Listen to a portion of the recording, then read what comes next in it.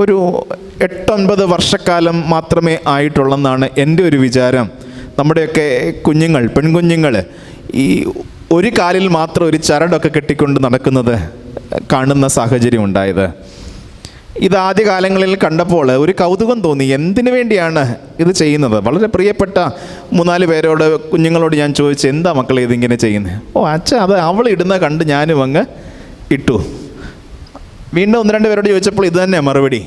പിന്നെ എന്താണ് ഇതിൻ്റെ കാരണമെന്ന് ഇവർ പറഞ്ഞില്ലെങ്കിലും ഒന്ന് കണ്ടുപിടിക്കാനായിട്ട് നമ്മുടെ മനസ്സിലൊരു അന്വേഷണത്തിൻ്റെ ഒരു വിചാരം ഉണ്ടായി.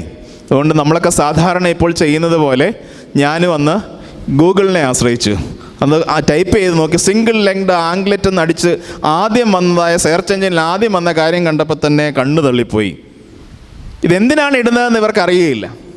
കഴിഞ്ഞ ഇടയ്ക്ക് എൻ്റെ പള്ളിയിൽ സമായത്തിന് വന്ന ഒരു അമ്മാമ്മയുടെ കയ്യിലും